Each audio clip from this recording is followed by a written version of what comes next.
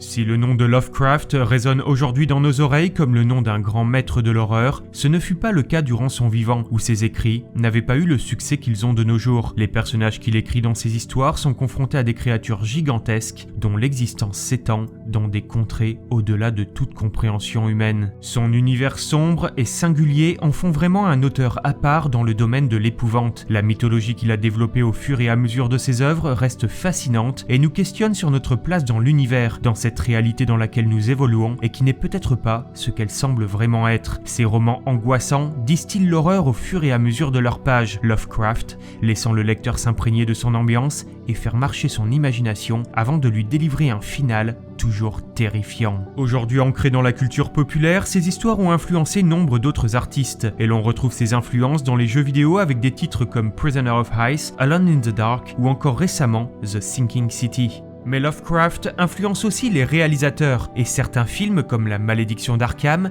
Horreur à volonté, Reanimator ou Necronomicon, qui sont des adaptations directes des écrits de Lovecraft, d'autres comme l'excellent The Thing ou L'Antre de la Folie pour ne citer que, réussissent à capturer ce qui fait la substance des terrifiantes histoires de l'écrivain et à le retranscrire dans leur scénario. Aujourd'hui, un studio a décidé de continuer d'adapter ses écrits sur le grand écran. Bienvenue à tous dans cette nouvelle séance de minuit.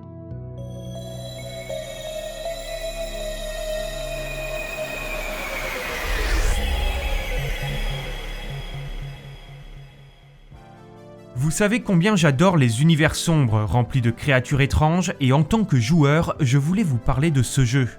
Connaissez-vous Raid ? Raid est un RPG sur mobile, lancé très récemment, mais qui s'est vite imposé comme une référence du genre. Je vous mets tous les liens dans la description. Raid se déroule dans un univers de dark fantasy peuplé de créatures comme des orques, morts-vivants, elfes et hommes-lézards. Votre but est de faire évoluer des champions, personnaliser leurs compétences et leur équipement, créer vos clans et lancer l'assaut contre de nombreux ennemis et boss épiques tout en développant vos propres tactiques. Vous pouvez également vous concentrer sur l'amélioration de votre équipe en utilisant le mode bataille automatique. Mêlant mode de jeu solo et multijoueur, Raid est un jeu vraiment innovant. Vous voyagerez dans différents décors tels que déserts, donjons et vieux temples. Graphisme magnifique, animation détaillée et doté d'un scénario vraiment intéressant pour un jeu de ce genre, vous allez être totalement immergé dans cet univers médiéval fantastique et n'aurez pas le temps de vous ennuyer. Téléchargé par plus de 15 millions de joueurs en 6 mois, la communauté Raid ne cesse de s'agrandir. Ce jeu qui est entièrement gratuit vous scotchera pendant des heures afin de passer les niveaux et améliorer vos classements. Régulièrement mis à jour, Raid propose des tournois et des événements hebdomadaires, vous faisant gagner des récompenses et ainsi évoluer plus rapidement. Vous pourrez découvrir de nouvelles factions, profiter d'une zone tag team et affronter de nouveaux boss avec votre clan.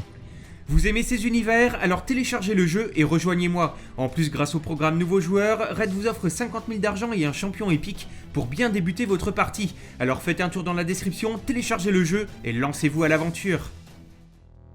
En 2019, un nouveau film basé sur l'une des nouvelles de Lovecraft était annoncé. Il s'agit de La Couleur tombée du ciel. Cette histoire avait déjà subi une première adaptation en 1965 dans Die Monster Die avec le célèbre Boris Karloff et également dans La Malédiction Céleste sortie en 1987. Cette nouvelle de Lovecraft raconte comment une petite famille qui a quitté la ville pour la campagne va se retrouver face à d'étranges événements après qu'une météorite se soit écrasée sur leur terrain. Cette dernière se met à infecter ce qui se trouve autour d'elle, s'étendant à la végétation, aux animaux et bientôt à eux-mêmes.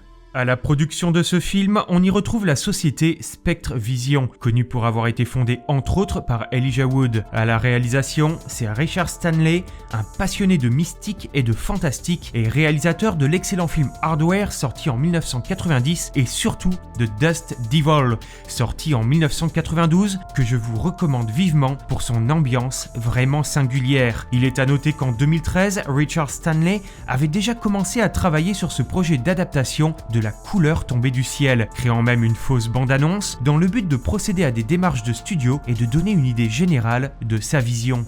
Au casting du film, on y retrouvera Nicolas Cage qui, après l'excellent Mandy dont la cover présente quelques similitudes en termes de couleurs, prendra ici le rôle du père de famille qui tentera de trouver un moyen de sauver les siens de l'emprise du météore qui affecte leurs esprits. Le film semble être extrêmement bien réalisé, les couleurs sont superbes et l'ambiance très proche de ce qui était décrit par Lovecraft. De plus, connaissant Nicolas Cage, nous aurons sûrement droit à des passages de folie où l'acteur semblera totalement en roue libre et nous ne saurons plus très bien faire la différence entre entre le personnage de fiction et Cage lui-même, ce qui est l'une des raisons pour lesquelles j'adore regarder ces films.